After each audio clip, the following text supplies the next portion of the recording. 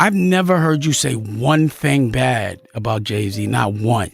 He's not in the room. You shouldn't talk about him. Don't tell me what to do. You said you shouldn't talk about men Now when you're not in the room. You're interrupting me. Now you're doing the girl stuff. I know him. I'm giving you an example, right? You used to know him. Can I talk? Charlamagne the God walked out of the Breakfast Club studio this morning, and by noon, he was officially finished. His reputation in ruins, the king of hip-hop radio dethroned overnight.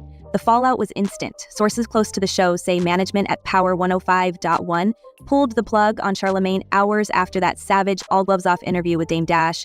This was not a friendly exit. But network bosses didn't just yank his seat. They made it public. That's where we're different. We got different trauma. So you can't really look through my eyes because you do things different. You that much? No, do I look bothered? Yeah. I'm bothered Actually, you do. What I'm bothered about is you're speaking in front of people confidently and you don't have the experience or the knowledge. And also, I'm afraid that white people think that we act like you. Sending a clear signal to the industry that the days of untouchable radio titans are over. And it didn't stop with a press release. Within minutes of the announcement, a crew member was overheard telling a guest, "They finally did it. He's out. They couldn't protect him after this." Advertisers started making calls, with 2 national sponsors reportedly pressing for distance. Their brands too valuable to risk collateral splash from what one described as the most reckless broadcast of the year. Right, because when you say kids, I was like, and it ain't no disrespect, but I kind of think you just act a little. A problem with gay people? Not at all. I've got a problem with people that pretend they're not. Backstage, the real carnage played out after the lights went down. According to a producer present for the fallout, Charlamagne lingered near the green room, then bolted out a side door. What happened next is the stuff of industry legend.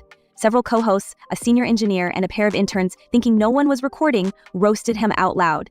"He's finished," said one, before another added, "He was loyal to the wrong people. Now look." It wasn't mild. A former road manager who claims to have heard audio from inside the staff corridor insists, "You'd think it was a roast, not a breakdown." They laughed. They called him an embarrassment to the brand. No, I'm not saying that's your way, but you're just not masculine. I've seen him run. I looked at a whole reel of, there's like a thing that says how many people bark. There's stuff that how many times you talk about other people's genitals. You For years, the Breakfast Club projected unity on air, but after today's onslaught, even that tissue-thin loyalty crumpled like a script in a trash can. If the power brokers at iHeart needed an excuse, they just got their golden ticket served up hot with gossip for garnish. As by 4 o'clock, a junior exec at the station was heard telling friends, "He's not coming back from this. Nobody survives this kind of mutiny." With this particular situation, because I'm cool with Steve, but Dave's my big bro at the same time. So to me, it's like this. Whenever Dame does an interview, you know about 90% of the time, Jay-Z's name is going to get brought up. Mm-hmm. And it seems like Dame is just always saying something negative or something. But the real danger isn't what was said face-to-face, it's what might be on tape. Rumors now swirl of backstage betrayal tape, audio that could leak at any time, allegedly capturing Charlamagne's former allies laughing and ripping him to pieces after the feed cut.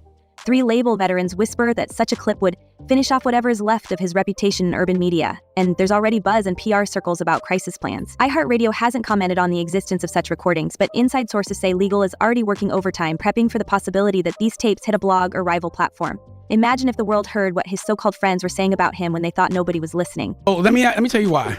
But Let me tell you why. This is hilarious. I love this is hilarious. So what I'm saying is, you might, because you started in gossip, which is, is very feminine, and you are acting like, there's some degree of like. And just as the rumors reached fever pitch, Dame Dash poured gasoline on the fire. Hours after the interview, Dame took to Instagram with a direct warning, not just to Charlamagne, but to anyone who might defend him. "Don't try to compromise my reputation. I have proof to support everything I say that will stand up in any court," Dash declared, turning the threat into a rallying cry for industry players who have long suspected deeper connections. Insiders from Rock Nation and 2 other major labels say Dame is holding real receipts, hinting at evidence that ties Charlamagne to a decade of back-channel alliances with famous male rappers, details that, if made public, could blow open long-whispered rumors and shatter more than just his career. Anyway, the difference between you and I don't think you're a proper representation of the masculine black man. You know what I'm saying? I don't think you guys are. I'm listening. The stakes here cut deep, not just for one show, but for hip-hop's whole credibility ecosystem. The audience expected honesty, not hush perks. And that makes the betrayal so much sharper.